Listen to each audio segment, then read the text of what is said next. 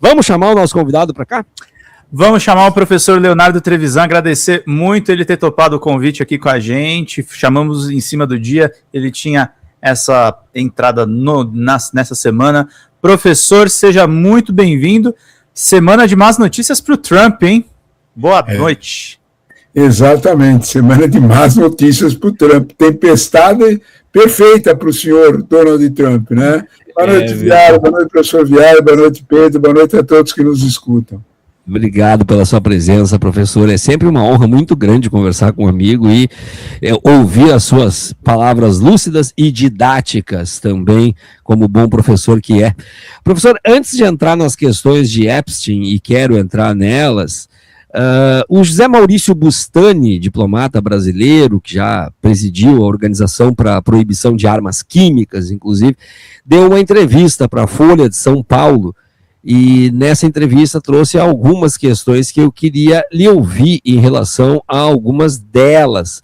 Como, por exemplo, ele fala que aí talvez uma tentativa do Trump de distorcer o risco nuclear iraniano para fins políticos, e ele faz uma comparação com o que se fez lá atrás em relação ao Iraque, ao Saddam Hussein. O senhor acha que é por aí? O senhor concorda com essa análise e é uma tentativa do Trump de explorar essa situação por esse viés? É bastante provável, sim. O embaixador Bustani tem uma enorme experiência internacional e ele, de certa forma, está fazendo uma lembrança pertinente, né? A gente precisa lembrar que várias reputações, né, incluindo a de Colin Powell, foram contaminadas, é bom a gente não esquecer isso, pelo episódio do Iraque, até a de Tony Blair, né? Por quê? Né? Porque se foi aventado sobre todas as hipóteses que o que o Iraque tinha, desde o começo dos anos 2000, armas de destruição de massa, lembra disso, Viário? Né? E que isso seria muito perigoso para o Ocidente. Isso se transformou na desculpa oficial para o ataque de 2003, né? A recuperação disso. Os fatos é que tudo partiu de uma imaginação da CIA. O general Colin Powell reconheceu isso explicitamente, né, de forma cabal, né, de que ele tinha sido enganado pelo clima, a palavra exata é essa, né.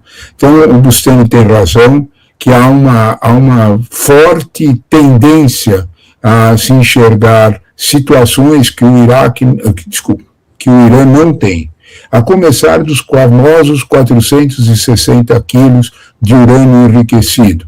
Urânio enriquecido a 60% não é suficiente para fazer uma bomba atômica. Segundo algumas fontes, ele poderia fazer algumas bombas táticas pequenas. Mas isso exigiria um tipo de tecnologia que o Irã não tem. Mais do que isso, né? O Irã está fazendo uma aposta bastante consistente de entregar esses 460 quilos para uma potência amiga. Exemplo, o Oman, por exemplo, né? Ele deixaria isso lá guardado de forma que ele ficaria claro que ele não tem interesse algum de usar esses 460 quilos. Nada disso interessa a Trump. A pergunta concreta e real é por que Trump está fazendo exatamente isso com o Irã. Talvez a gente tenha que entender, né, que o Irã é apenas e tão somente uma bola da vez com que ele possa manter um clima quando a realidade interna dos Estados Unidos é o que é. As últimas pesquisas sinalizam 36% apenas de apoio a Trump. É um dos mais baixos índices. O mais importante é o crescimento do índice de rejeição. Né? É muito alto, é mais de 60%. Isso tudo tem um sinal só. As eleições de novembro podem ser uma enorme surpresa. Tudo isso se nós estivermos no caldo atual, na situação atual. Portanto, algum tipo de desvio internacional, de pirotecnia internacional, interessa muito a Trump. Bustani tem razão, sim, de que nós podemos estar frente a frente a um novo caso Saddam Hussein. Professor, os Estados Unidos sempre tiveram, ao longo da história deles, aquilo que a gente chama de pânico moral, pânico satânico, geração de medo na população. Sim. Sempre foi uma forma, né? O medo nuclear ainda mobiliza a opinião pública nos Estados Unidos?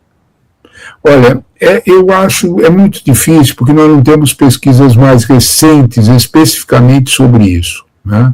Eu acho que, de algum modo, a partir do New START, especialmente, que já tem mais de 20 anos, em que houve um controle efetivo, né, da multiplicação de armamento nuclear, inclusive com a proibição de testes, o armamento nuclear saiu um pouco daquela lista de medos.